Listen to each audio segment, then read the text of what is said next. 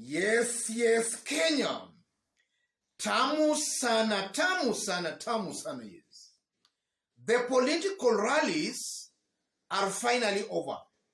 It's now upon Kenyans to turn out in large numbers on Tuesday to cast their votes for their preferred candidates.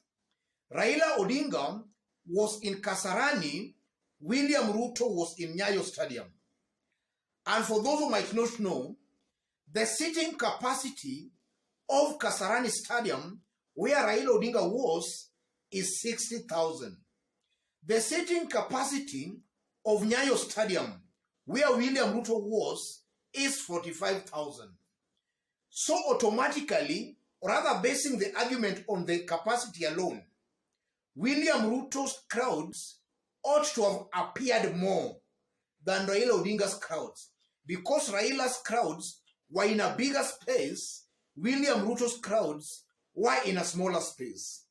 So in terms of appearance alone, William Ruto's crowds ought to have appeared bigger than Raila Odinga's crowds.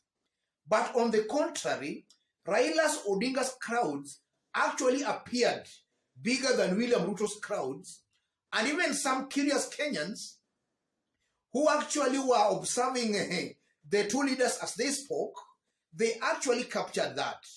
And you can see that as William Ruto was speaking, there were 8,600 people watching him. When Raila Odinga was live, he was being watched by 18,200 people. An indication that those who were watching Raila Odinga were over double those who were watching William Ruto. And then on the attendance alone, have a look at these short clips.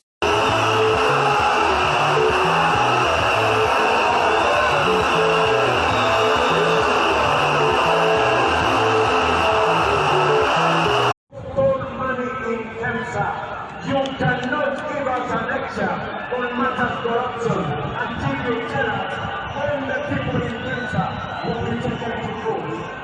Let me tell you, we will not have a system where the leader of the opposition runs lonely. Yes, those are clips of William Ruto and Raila Odinga at the various stadiums. And it's clear and very certain Raila actually beat William Ruto today in terms of numbers. And I'm talking about numbers because William Ruto and his team have been very keen on numbers. And for the better part of today, or rather after the rallies, I've been very keen checking onto William Ruto's bloggers what they were posting about the numbers. And I've seen they have actually gone mute about the numbers. They are not really posting much about their numbers at Nyayo, and they are equally not maybe chiding or mocking Raila Odinga's numbers at Kasarani. An indication that their numbers were not very good at Nyayo, and at the same time, Raila's numbers were very impressive at Kasarani. Because if the opposite was the case, the likes of Dennis Itumbi could have really been bragging about the numbers. That's just an indication that in terms of numbers today, Raila Odinga beat William Ruto. And you know, it's also very interesting because William Ruto has been creating a perception that is actually very popular even in the city. Some weeks back, we saw President Uhuru Kenyatta, Raila Odinga, and even William Ruto attending a joint function at Nyayo. And when William Ruto stood to speak, he was seriously cheered up. And that was in a way meant to create a perception that William Ruto was very popular. So today, William Ruto had his time at Nyayo to actually show his popularity, to show his numbers. But the numbers were found to be wanting. On the other side, Raila actually just proved that he's actually the king of numbers. And also from those rallies again, William Ruto has actually been talking. We can also learn something from those rallies. William Ruto, if you listen to the way William Ruto and his team are talking, Elections will be on August. Elections will be on Tuesday, I mean. And William Ruto and his team, they have created a perception that they're very popular on the ground. And that come Tuesday, they are going to shock everybody. There is a miracle that is going to happen, and they are just going to emerge the winners. Or rather, yeah, the winners. William Ruto and his team have successfully created that kind of a narrative. And I give it to them in that they are convincing some Kenyans that they are actually more popular than Raila Amolo Odinga on the ground. But again, it's also very interesting that all parameters, if you look at it from all parameters, be it surveys, be it going to the ground, or rather, if you look at the map of Kenya, that is something I've always been saying. Raila Odinga is interestingly beating William Ruto in all regions of Kenya, except in Kalenjin Rift Valley and in some parts of the mountain. But William Ruto is successfully creating a perception that is very popular and that come Tuesday, he's most likely going to win. And the same William Ruto, for those who have been keenly following William Ruto, I know Kenyans can still remember some months back, William Ruto was also creating a perception that he had the numbers in parliament. He had over 150 members of parliament in parliament. But when we saw now bills being debated in parliament, where numbers were concerned, we never saw those numbers from William Ruto's team. And even when Kithure Kindiki was actually being impeached, or rather being removed, we never saw William Ruto's numbers. So William Ruto has successfully managed to hoodwink Kenyans. He's very good in that. He's creating false perceptions and illusions. And he's very good in making Kenyans actually believe that. And I'm saying that based on even what we saw today during the campaign rallies. William Ruto was not able even to, his crowds today were not even able to occupy half of Nyayo Stadium. It was largely empty from that short clip we have just seen when William Ruto was addressing the crowds, and we expect that was the time that rally was actually at its maximum, now that William Ruto was addressing the crowds. And from those rallies of today, I clearly saw a Raila Odinga who is actually confident and very sure of winning this year's election, as opposed to a William Ruto who is panicking and is not very sure of winning this year's election. If you listen to William Ruto talk, it was the usual incitements and the usual bravado, chest thumping by William Ruto. But Raila Odinga today struck some kind of a reconciliatory tone.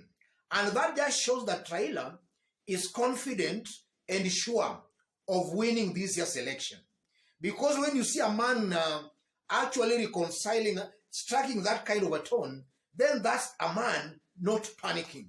When you see somebody just stamping, talking with a lot of bitterness, as if he's trying to incite his supporters, that's somebody sensing defeat. That's somebody not comfortable with the impending, or rather with the election. That's somebody clearly sensing some kind of defeat. And that's what I saw with William Ruto's team. They were seriously panicking. They were seriously inciting their supporters. Raila's team, on the other hand, were very calm, very confident, and sure of a win. And then if you compare what Raila was saying today, and then you compare what William Ruto and his team have even been saying in the recent days, Rigathi Gachagua just the other time was telling Raila and his team that Raila, there will be no handshake, na Raila akileta fujo, ataona cha mtema kuni. That was Rigathi Gachagua. And Raila today was just extending an olive branch to William Ruto and his team that is ready for a handshake. What does all those show us about these two leaders? I tend to believe, ladies and gentlemen, that Raila is coming out as a national leader. Somebody who has seen it all. Somebody who has actually matured enough to know that as a leader, the president of a republic, or rather somebody at the top leadership of the country, you cannot actually rule with an iron fist. Because the moment actually you rule with an iron fist, then your subjects are most likely to going to rebel. That is just going to cause some tension and some chaos. William Ruto in this team, because they are still politically naive, not experienced much about national politics, they think that the only way they can rule is actually to suppress their political competitors and their opponents, something that might not actually give very good results in the long run. So from where I sit again, Raila's speech today portrayed Raila Odinga as a national leader. William Ruto and his team are still politically naive. They are still political greenhorns. And that is the truth, or that is so because if you look at Rigathi Gachagua, this is a first-time member of parliament. He's not even a second term. This is his 5th year as a member of parliament. Look at William Ruto. This is William Ruto's first attempt on a presidential ballot.